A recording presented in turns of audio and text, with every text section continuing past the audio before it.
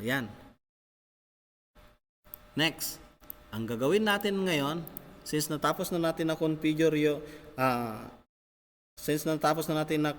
yung group policy management, nakapag-update na rin tayo, at ngayon, ang gagawin natin or next topic natin ay pagsasamahin na natin or yung client magjo-join na siya sa domain. So, pagsamahin na natin from Windows 7 to Windows Server. So, under na siya ng domain. Kung napapansin nyo, itong kanina sa peer-to-peer, ang ginamit natin ay workgroup lamang. Pero ngayon, itong computer na ito ay magiging under ng domain. Okay?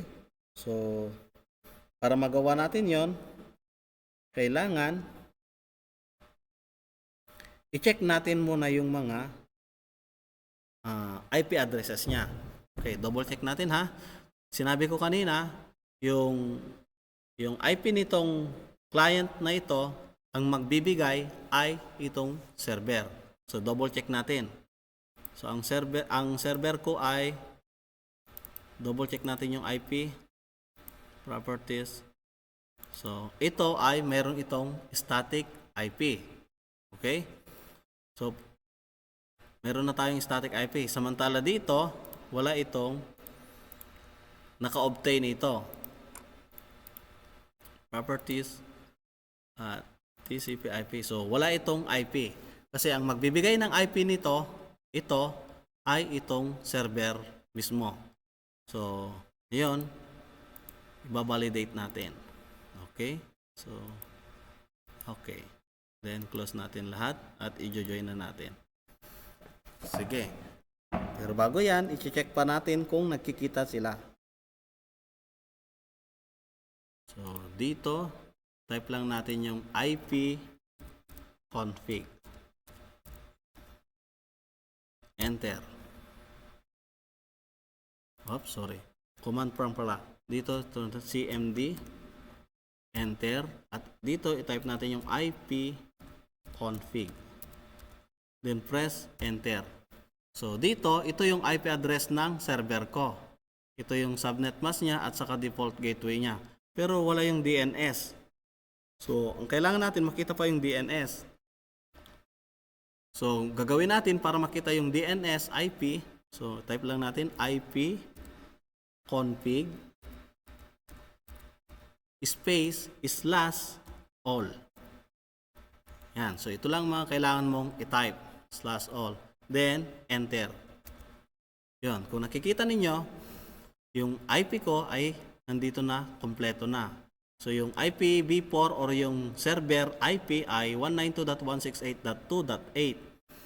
Si subnet mask ay 255.255 which is default.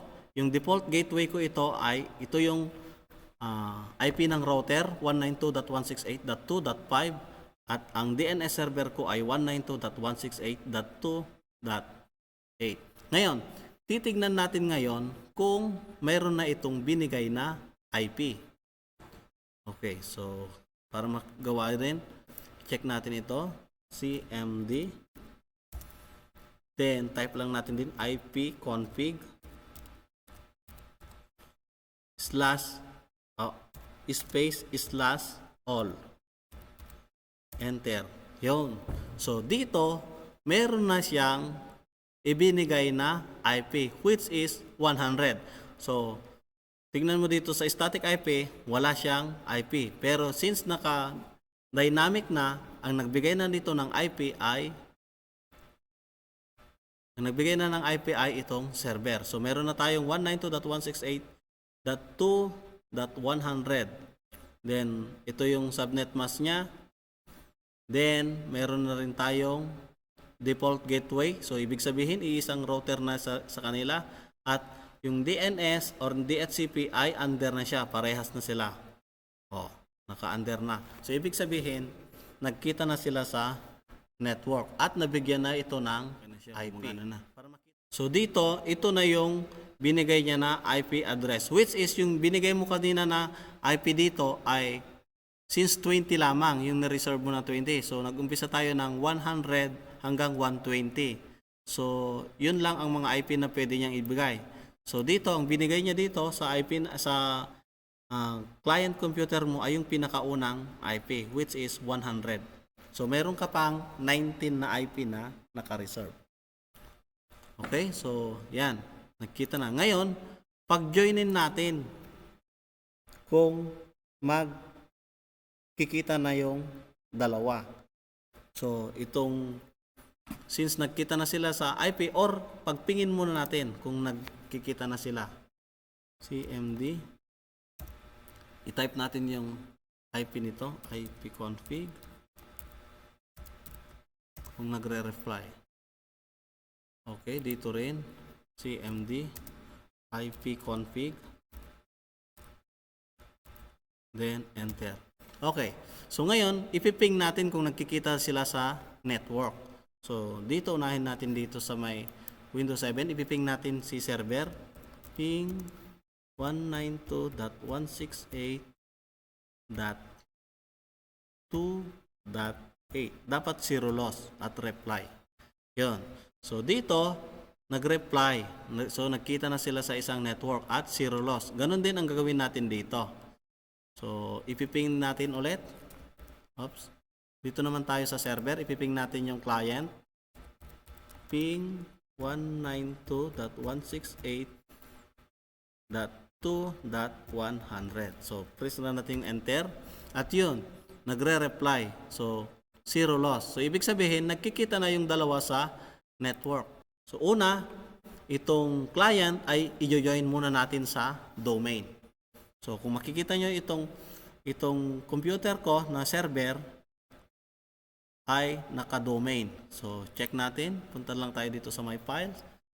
Sa my computer, right click, then properties. Dito. Change. O, tignan nyo. So, itong domain ko ay naka css.com. So, itong client ko ay check natin. My computer. So, dito, right click, properties. At kung nakikita ninyo, itong computer A ko or itong client ko ay under pa rin siya ng work group. Ngayon, ito, since nagkikita na sila sa network, ito ay i-join na natin dito sa domain para itong computer na ito ay under na ito ng domain ng server. So, para magawa natin yon ay i-change settings lamang natin. Change, then change natin. At since na work group dito, gawin na natin itong domain. So, anong pangalan ng domain natin na ginawa natin? So, makikita mo dito sa may Windows Server na ang pangalan ng domain natin ay css.com. So, i-type mo lamang dito, css.com. Then, hit OK. Then, dito, i-enter mo na dito yung administrative password. Yung password mismo ng server. So, kasi, para mailagay mo yan, dapat alam mo yung password ng server.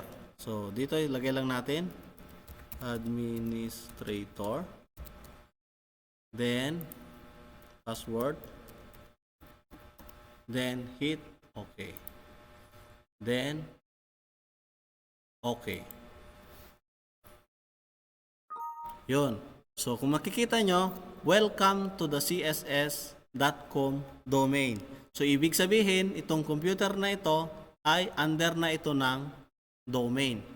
So, hit lang natin ito, okay, at mag-restart. Close natin. Restart. Yan.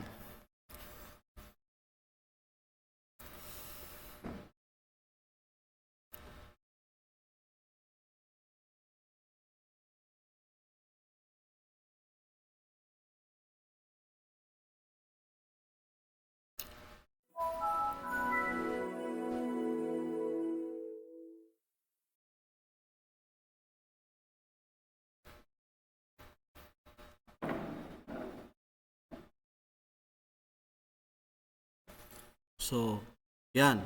Kung nakikita ninyo, meron na itong, under na ito ng domain. Kailangan niya lang i-enter ulit yung password. So, ibig sabihin, itong computer na ito ay under na siya ng domain. So, nasa control na ito ng server, yung computer. So, test. Lagay natin yung password. Enter. Oops, maling password. Ay, sorry. Kasi yung computer natin ay walang password. So, dito, wala munang password. So, client computer, walang password.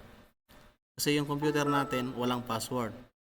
Under lang tayo ng domain. Okay, ngayon, since under na tayo ng domain, yung computer, kailangan natin i-login yung mga user na ginawa natin kanina. So, sino-sinong mga user yung mga yun kanina? So, di ba, may ginawa tayo kanina na jonathan.com, antonio.com, homelab.com, at saka graphic.com. Which is, ito yung mga user ng department. So, ano yung department na ginawa natin kanina? Merong dalawa. So, meron tayong admin at saka IT department. So, ngayon, yung mga user na yon, ilalagin natin kung makalagin. So, dito, kailangan, punta lang tayo dito sa start button. Click lang natin dito sa right side na ito. Yan. At pipiliin lamang natin itong switch user. Yan. Switch user. Click at press mo lamang yung Control Alt Delete. Then punta ka lang dito sa other user at ilagay natin dito yung si Jonathan. For example, yung unang user, Jonathan. Ito ay under ng admin department. So, enter lang natin yung password. Okay. So, next.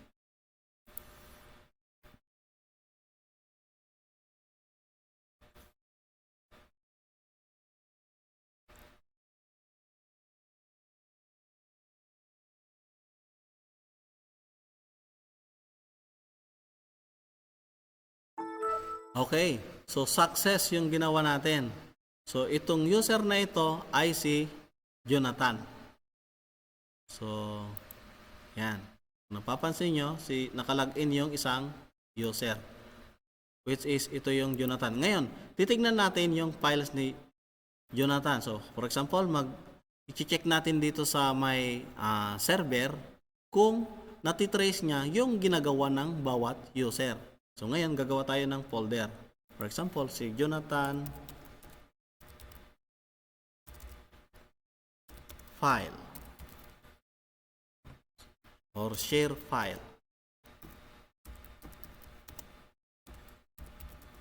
Okay, so double click mo lamang dito. For example, mag-create ka lang dito ng mga kwan mo ng files mo. Halimbawa, itong files na ito.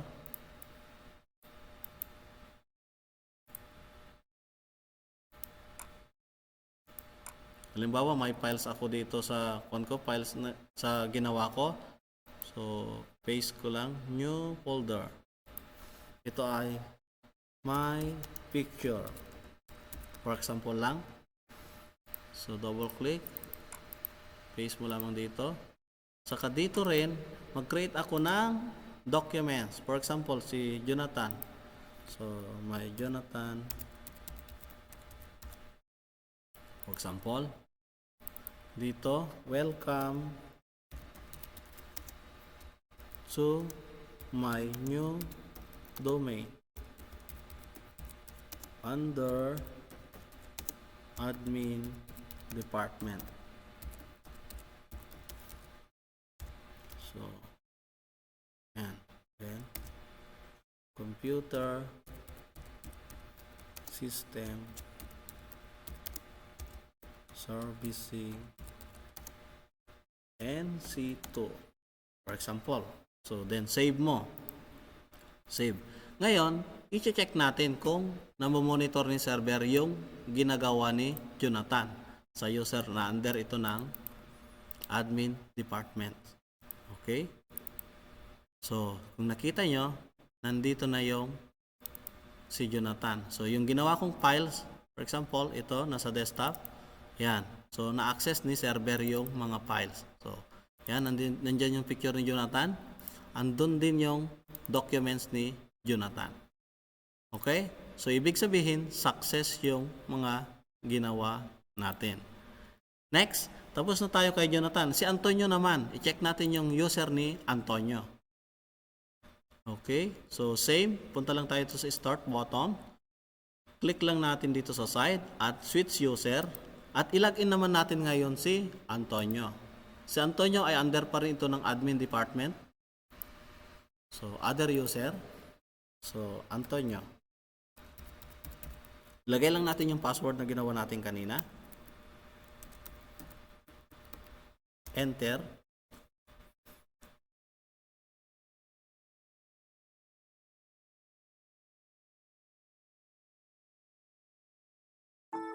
Okay.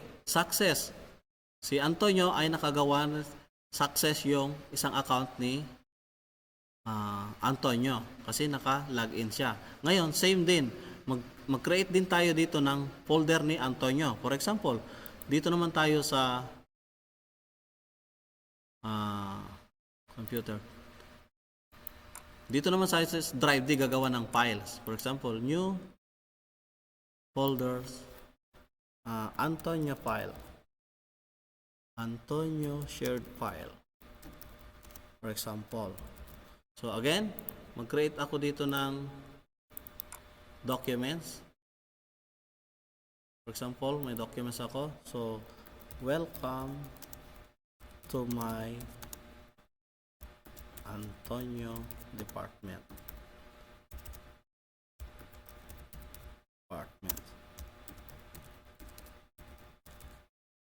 Okay, so lagyan natin computer system servicing. Okay, then X, save, then exit lang natin. At ngayon, i-check din natin kung makikita pa rin natin yung files ni Antonio. So, double click. At yun, success. Nandito si Antonio. So, gumawa siya ng file. So, wala dito sa desktop. Pero nandito siya sa my drive D. Wait.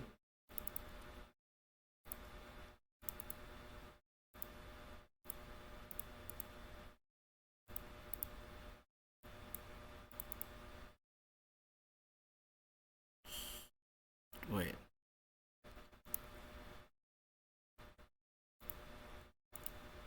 So, my computers drive. Ay! Yeah, nakuha ko na.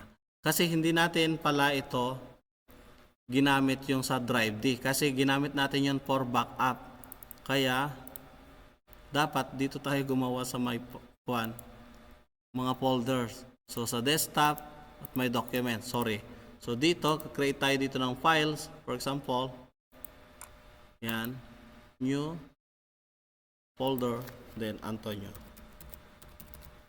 Okay. So, yan. Yun. So, nandito yung ginawa nating files. So, sa drive D, hindi natin sinare yun para sa backup. Okay? Pero gawin natin, i-share. Anong mangyayari? So, share.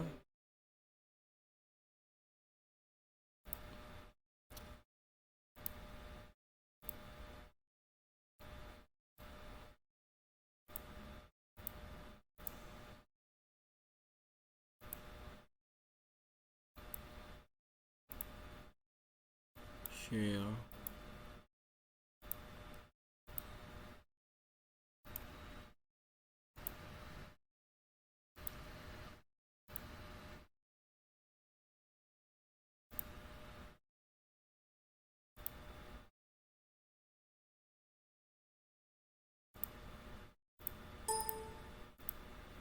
Hindi pa rin tum-access kasi hindi natin na-configure sa desktop. Ay sa server. Kasi drive D lang. Drive sila yung binack-up. Okay. So, yun. The next, since Antonio okay na, ilagin din natin si ComLab. So, same process. Switch user.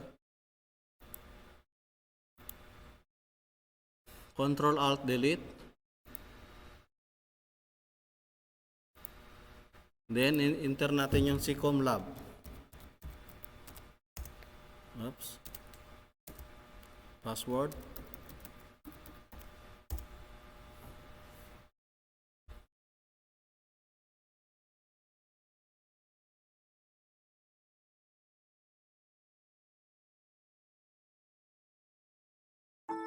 Yun, success sa Computer Lab.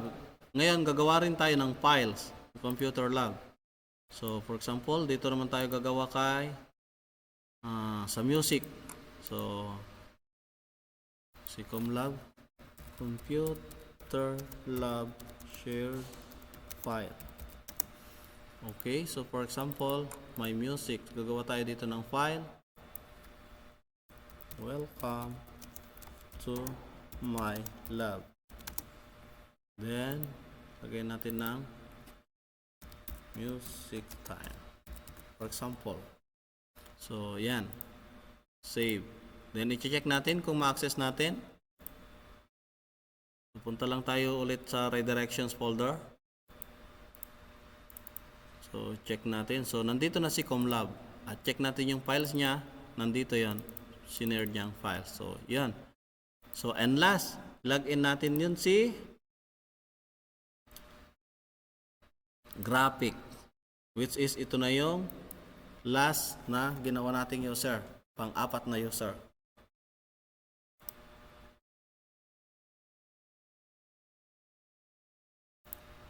So, other user, si graphic, last na user ito.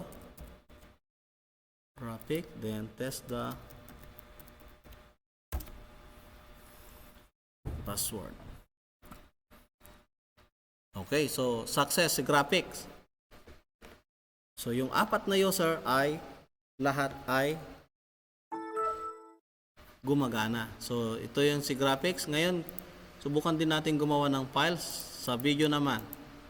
So tayo ng video, for example, dito yung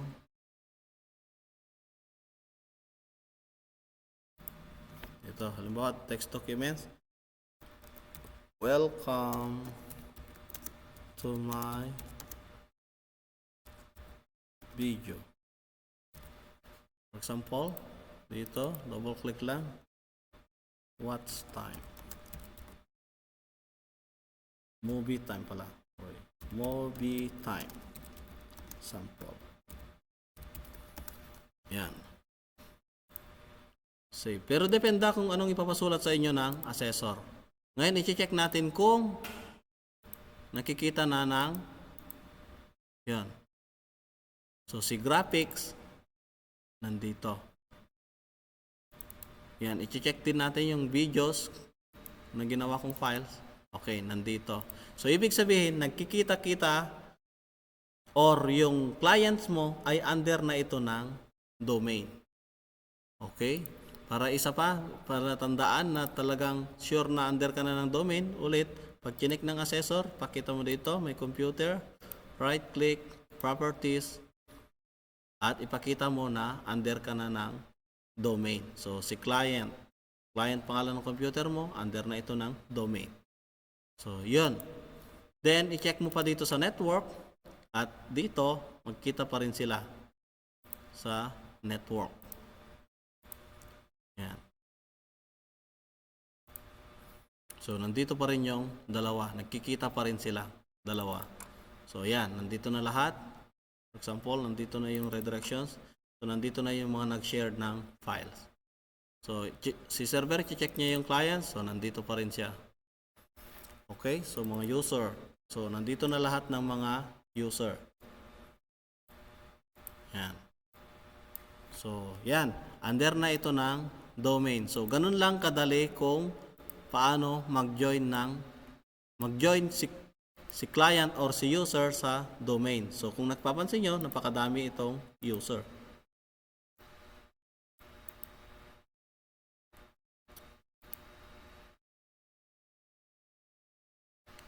Okay. Okay, so nandito na yung mga user or nakapag-login sa domain. or under na ito ng server. So nandito, ito yung original na files ko kanina. Then nandito na yung gumamit, si Jonathan, si Antonio, si Comlab at saka si Graphics. So balik tayo dito. Yun. So ganun lang kadali mag join ng join the client to the PC. At syempre, ganun lang mag-login or mag-log-on yung user account at mag-share ng file sa server. So tapos na kayo doon sa pag-join or pag-log-on ni client at syempre nakapag-share kayo ng files.